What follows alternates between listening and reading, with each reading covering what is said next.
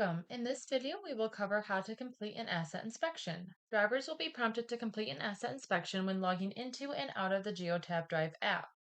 Drivers can also access this feature from either the dashboard or the floating toolbar. Drivers will then need to select Inspect on either the vehicle or trailer that needs to be inspected. At the top of the asset inspection screen, drivers will be able to see information from a previous inspection on the vehicle here. In the New Inspection section, drivers will need to select the type of inspection. If everything during the inspection is good and there are no defects, drivers will scroll to the bottom of the screen and enter a remark and click the No Major or Minor Defects Found button. If something is wrong, drivers will need to select the components from the list and the appropriate defect. If the appropriate defect is not listed, use the other option and add in a remark.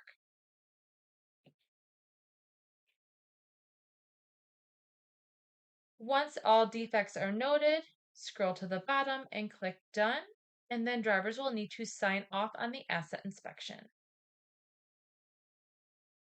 A driver will now see a red warning and a wrench icon that indicates a reported defect that needs to be repaired. When the driver does their next inspection, they will click the Repair button to see the list of the noted defects from the previous inspection and will be expected to mark them accordingly. Once this has been done, they will be able to review the previous inspection information and see that the previous defect is now marked as resolved. Drivers will need to add a certification remark and certify the previous inspection is all set. That's all we have for this one. Thank you for watching, and we'll see you in the next video.